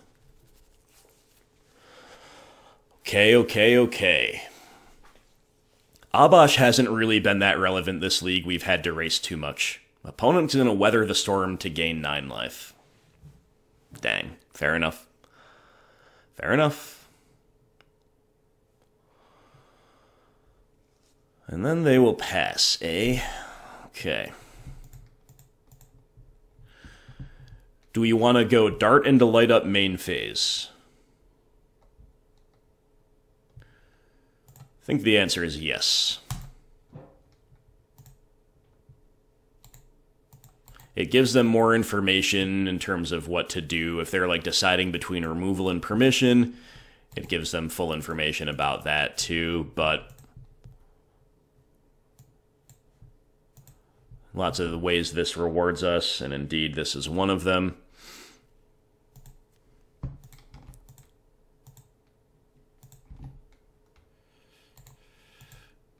Not for the first time we've lit up into 2 lands, which is not ideal, but at least this time it's on turn 3, so we can play one of them this turn, play one the other turn, the next turn, and the opponent will Visions of Beyond to cantrip.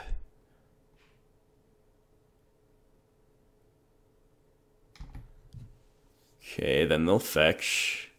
Could have like Drown in the Lock here. Another trophy or something. But they're just going to fetch, shock, and then take the damage. Really? Is this another Weather the Storm? If so, I kind of don't want to play my Soul-Scar Mage, but maybe it still represents more damage being able to get in next turn. Maybe. Depends on what we draw. I'm going to play it and make them have it. Again, over time, obviously, Soul-Scar will undo the life gain, but yeah, they have it. I kind of thought they would.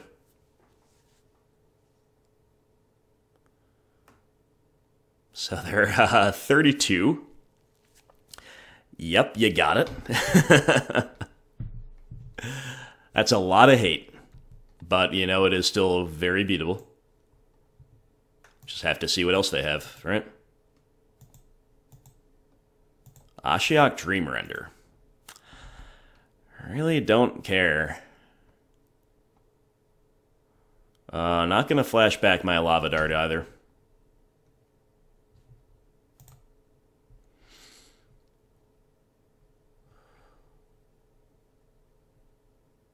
Okay, so do we want to go Mountain, put Obosh into hand? Maybe save the Shattering Spree.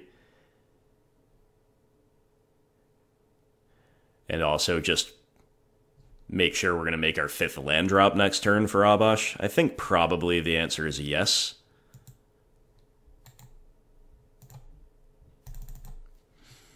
We're obviously playing for the long game here. I'm going to ignore Ashiok, though. To a small extent, we ignore Ashiok at our own peril. Simply because if they have, like, the nuts here, then Ashiok's a win condition. I don't really think that's the likeliest thing in the world, but you never know. Opponent with 3 cards in hand.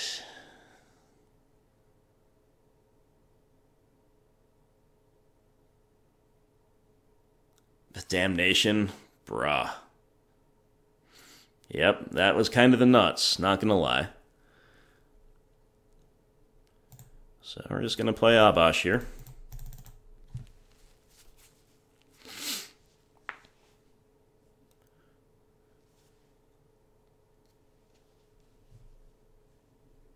Ether Gust. I guess we're supposed to put Obosh back on top.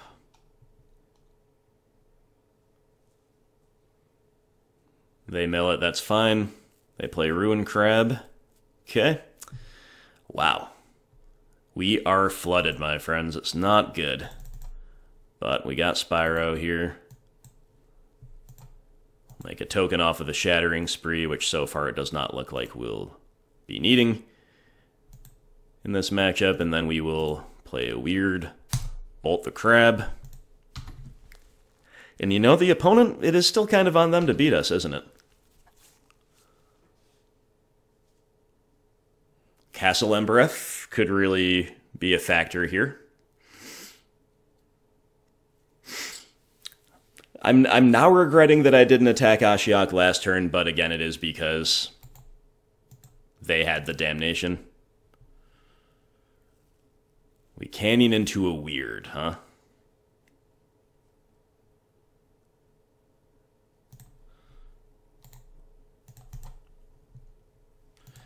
We Islet into a Canyon. Sure.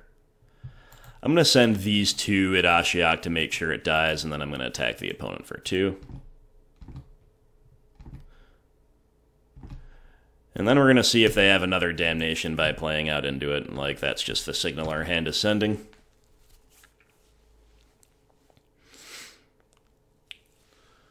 OP with a Canyon land of their own, cracking it.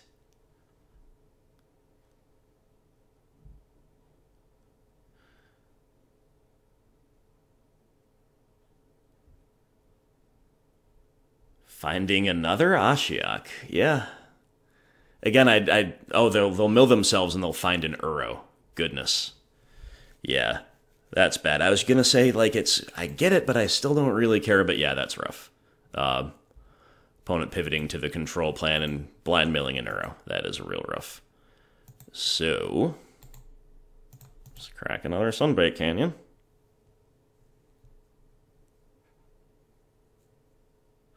We found Lightning Bolt.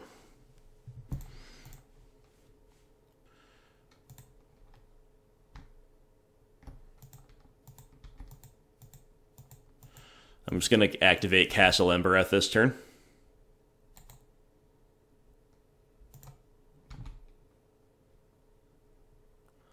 Oh. I didn't mean to attack Ashiok with all four at all. Not at all. But sure. Okay. Now we're holding up these spells, but I don't really want to because they don't kill Uro, and that's obviously what the opponent's going to do. Yeah, that was just a misclick. I was thinking I was going to attack Ashiok with 2 or maybe 3 and then activate Castle Embereth, but attacked with all 4. Yeah, so we need relics in, and we need Shattering Spree out, most likely.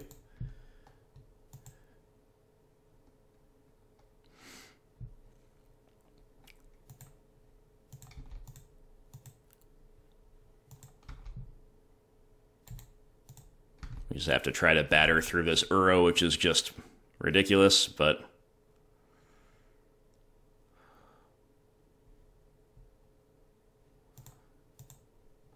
all right. Gotta tap 3 and it, so we don't have the mana to stomp and bolt and activate castle. So we'll just let the damage resolve.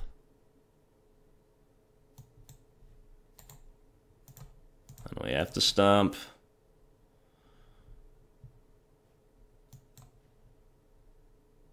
And then we have to bolt. And playing Bonecrusher Giant's probably better than activating Castle anyway. But having to beat the, like, 30 life gained by Weather the Storm and now having to repeatedly kill an Uro is not good for us. It's not good at all. Opponent's got Devour Flesh in, the anti-shadow tech, right?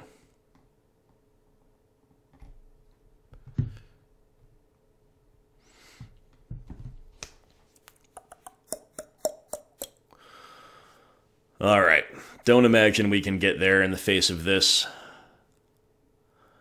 fool they call Uro.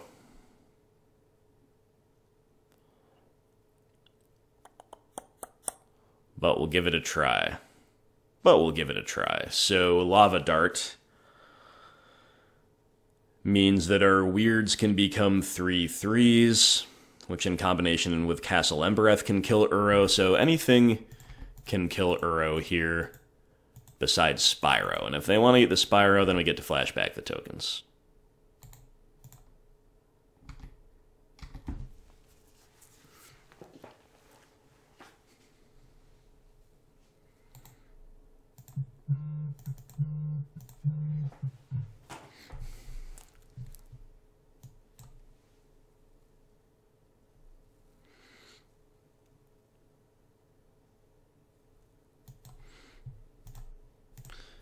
I should have done Lava Dart post blocks pre-damage just for more Blistercoil Weird damage, but you know, if they have like another removal spell, maybe this is better to split the difference. I don't know. I guess we're probably supposed to take the highest upside line Wow. Alright, Ether Gust is like the one card we cannot beat there. I'm just going to concede to it. I can't stand playing against Uro Titan of Nature's Wrath, and I think they have us soundly defeated anyway. They have half a full grip. So with Uro, Blood Moon gets better, actually, because it gets better on the play. It's also harder for them to escape Uro in the face of a Blood Moon, that's for sure. They did see it, though. They milled over the one Blood Moon that we had in. So I'm probably going to play like 2 Blood Moons, maybe not even all 4 relics. I'm not sure. We only saw 1 Uro in the top half of their deck, and we saw none in game 1. Are they really on 4? I have no idea. So what if we play like 3 Relic, 2 Blood Moon on the play? Cut a Spyro. I'll move this Grim Lavamancer back to the board. We're going to cut that that one of Shattering Spree, and then we just need 1 more cut, which could be a variety of things. Could just cut a Weird. Could cut a Burst Lightning. I'll cut a Burst Lightning. Alright. 3 Relic, 2 Moon I think is a pretty good configuration against what we've seen out of the side.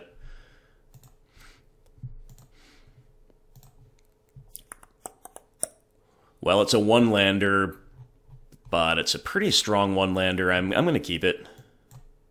If we connect, we'll be able to light up. If we draw a second land off the top, we'll definitely be able to light up. Hope to see a deep mulligan here from the opponent. We've got a little bit of everything. We've got a ton of threats. We've got the draw 2. We've got a removal for a crab. We have a relic, and we're on the play. We've got a lot. But there is a fail rate for sure associated with this hand, specifically if the opponent has the right half of the deck to beat it. Okay, they have a crab.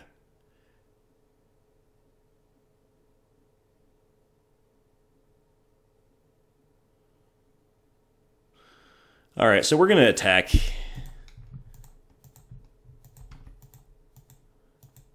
I really doubt they block, and then we're going to light up, really, really hoping for a good light up.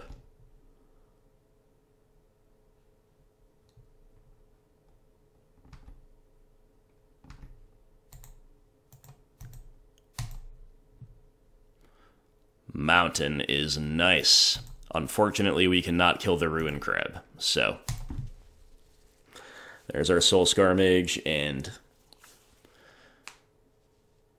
opponent skip by their first main, then plays a Hedron Crab, and then, oh my goodness, and then a Fetch Land! No! It's alright. It's alright, I mean, it's a lot, but we can kill 1 crab for sure.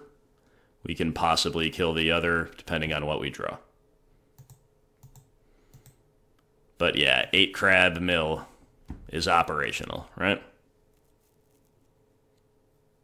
And they mill over one of their own Uros.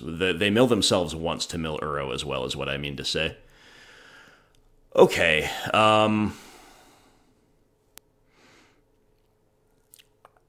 so if we go Swifty, Firebolt the crab, we can then Lava Dart if they block, but I really don't want to do that.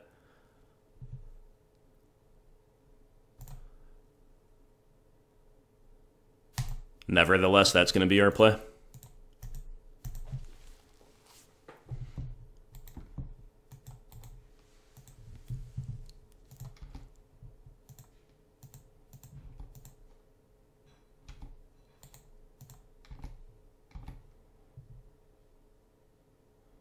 Will opponent call the bluff? Will they make the block? It's a really interesting decision for them.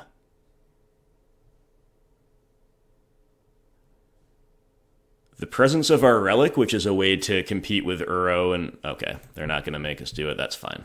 That's fair enough. Yeah, we'll just take the hit.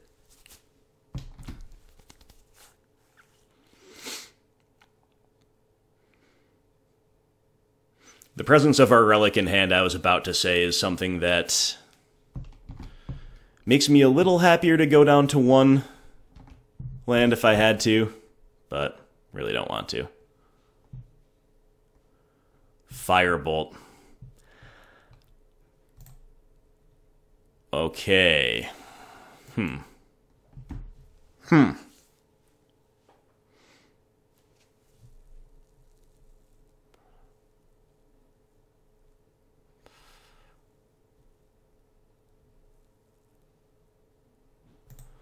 Let's lead on Relic. Hope they don't have permission.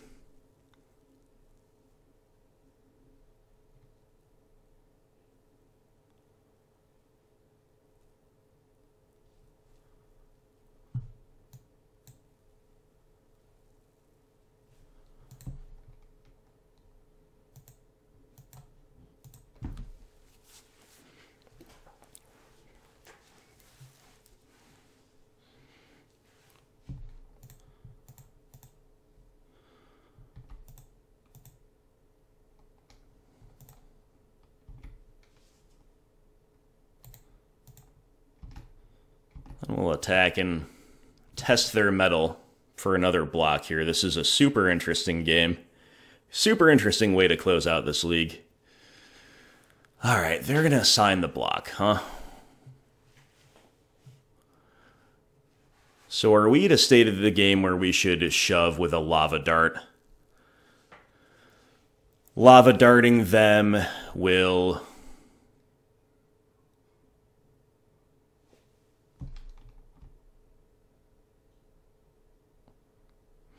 They need to exile 5 other cards, so we should be able to respond to anything with the relic. So Lava Darting puts them to 11. We have to wonder about Weather the Storm as well, though. Weather the Storm is like a disaster for us if we Lava Dart, flashing back a land here. So much to worry about. I'm just gonna, I think, do nothing. We're gonna connect for 4.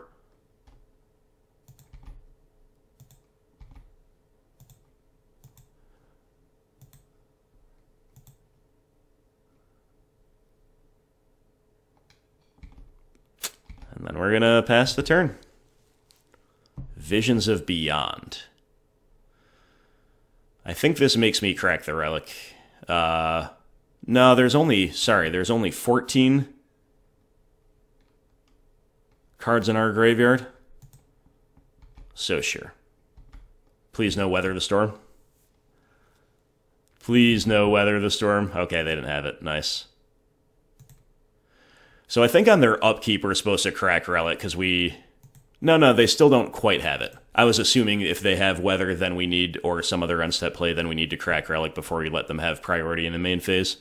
But we can let them untap and be a little more patient with the Relic.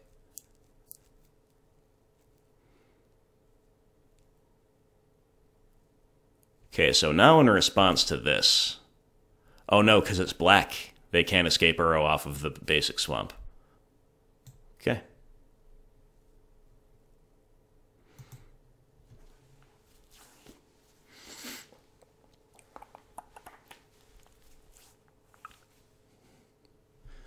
Damnation. You got it. I guess might be better practice to... Well, we don't have any use for creatures in our graveyard that could fuel their Visions of Beyond. So I guess we let this resolve, which is really rough, and then we'll Relic. Okay.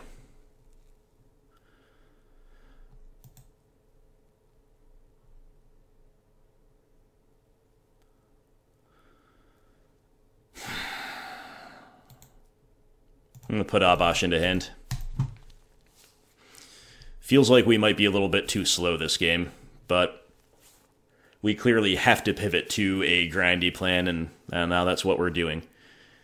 Okay, OPU Ruin Crab, milling a couple small threats. Then milling us for 10 with Glimpse the Unthinkable. Oh my. And us with a land off the top. Man, this sucks. Alright, now we have to double spell the Ruin Crab to try to stay alive. And we can't do anything else.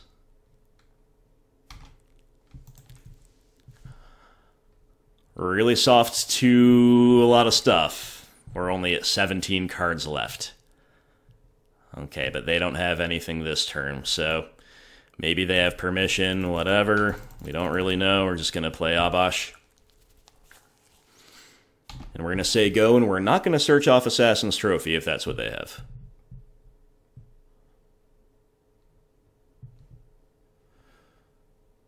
Or should we? Because they can hardcast Trophy anyway. I mean, it could technically make them more efficient, but yeah, they can hardcast Archive Trap anyway.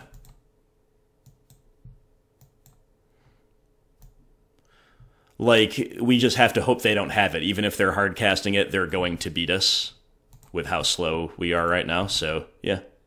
And we get rewarded. Alright. OP plays Watery Grave. I have 2 cards in hand. We will draw Soul-Scar Mage. Alright, I guess we're dumping the hand out. Soul-Scar Mage. Lava Dart.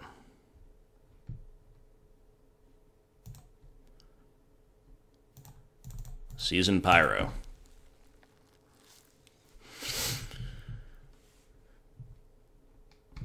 Still no permission. They could be sitting on another sweeper.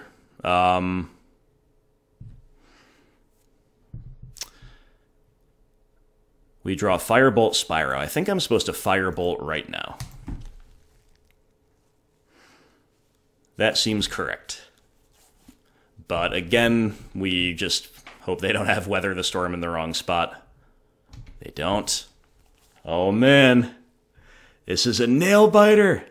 This is so intense.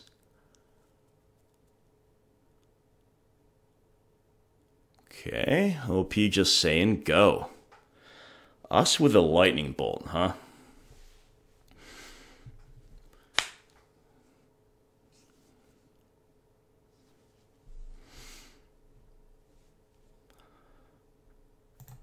Yep, I'm just gonna bolt play Spyro main phase.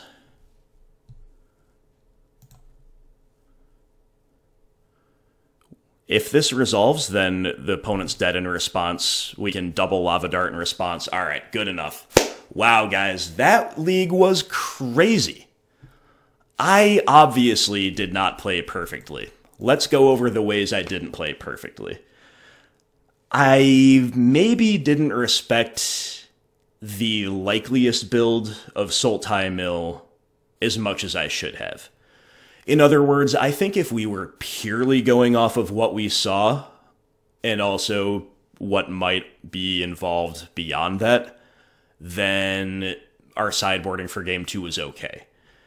But in practice, we just kind of have to know that Uro's one of the cards to beat. Like, it'd just be so weird if it wasn't. So maybe my Game 3 sideboarding, which got us there, should have been in Game 2. I definitely didn't sideboard correctly for Belcher in Game 2 because I didn't recognize it. And maybe I should have, but I've only played... The only leagues I've played, you have seen. Besides the other league with this one, which I promised to tell you a story about, and I will do so shortly. But let's focus on this league first, wrapping this one up. I made, certainly 1 or 2 sequencing errors, and despite that, and despite having the opponent on Belcher, which was the only match we actually lost, it was really close, and they even said in chat, "Great games, lucky top deck," referring to their own top deck. Presumably, we had them dead on field. They had nothing, and then they top-decked the missing piece, whether they top-decked Belcher itself, or maybe Iron Crag Feet to be able to go off all on one turn. I'm not sure, but we had them to 4 life on turn 4. And with them having mulliganed and not put anything together, no ley lines, no sweepers, no other interaction, no life gain, I think on average we're supposed to really kill them by turn 4. But we drew too many lands, and that was that. So what I'm trying to say here is that I am obviously no expert. This was my second league ever with the deck.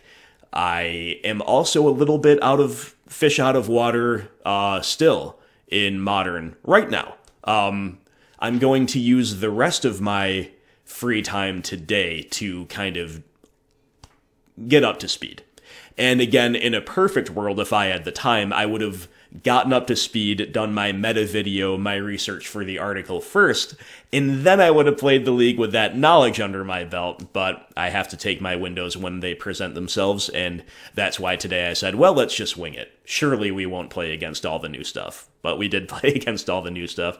Despite all of that, and despite having certainly non-perfect curve outs, even a little bit of a wrong half of the deck problem in some situations, we go 4-1, and we seemingly were one OP's top deck away from winning that round one that we did lose. So, I can take small credit for this. I think I had a couple of, moments where other people might have taken different lines, where maybe my mono-red prowess experience pulled us through, with sequencing involving canopy lands and stuff like that. But overall, the deck, it's the M. Hayashi War Machine, just carrying us forward over the line. So this was a really sweet 4-1, and it was the most tilting 3-2 of all time that I referenced in the beginning. Let me go pull up my notes from the vent zone on Discord. I'm going to tell you about that real quick, just because it's really funny. So you guys won't believe the density of bra moments out of my debut league with this that you won't see on the channel. I scrapped the recording, and it will become clear as to why as I tell you a quick story about how it happened. So round one, I'm getting curved out on G1, just like they drew it up by Blue-White Spirits, and then I lose my internet connectivity during sideboarding, and I come back without having registered any changes, and so I'm pre-boarded, I've got my G1 60 going into G2, and then the opponent goes turn 1 Mausoleum Wanderer, turn 2 Auric Champion, turn 3 Auric Champion into Mausoleum Wanderer, turn 4 Auric Champion into Rattlechains, turn 5 Lords and Quellers, whatever else it was, while I'm suffering with like an anemic 6 that's pre-boarded and just getting absolutely crushed. Couldn't find Kozilek's return, and it was GG. Round 2. I lose connectivity again during round 1, this time against humans, and I also get horribly massacred game 1 against humans. And at this point, I just scrapped the recording that I was making of it. I was just like, this is not a recordable league. I record almost every league I play these days, but that one, with losing the internet twice in the first 3 games, I was just like, this is not happening. I need to ease the burden on my computer any way I can, right? So then we come back, scramble to restart the internet, come back just in time to avoid getting DC'd, win game 2, and then in game 3, this opponent on humans also found 3 Auric Champions, just like the Spirits player in the previous round did, and for that matter, just like the humans player here in this league did, right? You couldn't make it up. And unlike this league, we didn't straight up beat them with Kozilek's return. We had to just kept drawing 1-drop threats. I just kept playing them out. And eventually, I think the opponent got spooked enough by the prospect of a top deck Kozilek's return to start racing with the Auric Champions. And you understand why. I'm not saying it was the wrong play, but it did, and they left everything else back. And it did open up our super wide board for, I think, hitting for like 47 damage over the course of 2 turns. With the help of a top deck to Lava Dart on the final turn, definitely is what made me just squeak over the line to exactly lethal. So it was a cool way to win, but how much more punished could we be with the disconnects and with the mulligans and with the opponents just having triple Auric Champion, both opening rounds, really?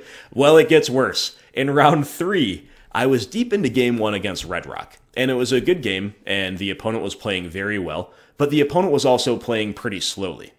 And deep into game 1, I get a call from work that I have to take, so I'm like trying to talk to work while I'm trying to play, and I have all of the worry about my internet going out again, and I have, the psychological trauma of triple Auric Champion, and then so I'm just trying to get this game 1 that I'm winning over with, so I just shove a bunch of damage upstairs, kind of unnecessarily.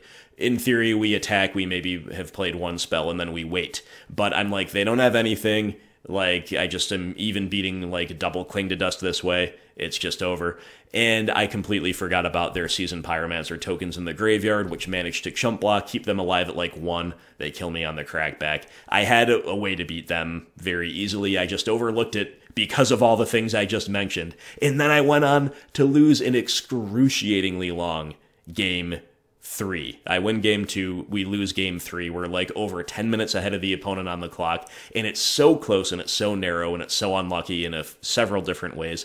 And I had the win. I just punted because of all the aforementioned factors. So then it goes on to round 4. I'm against another companion deck, Rakdos Prowess, and I mulled a 6 all 3 games. And it's like, okay, not very good against the depletion deck.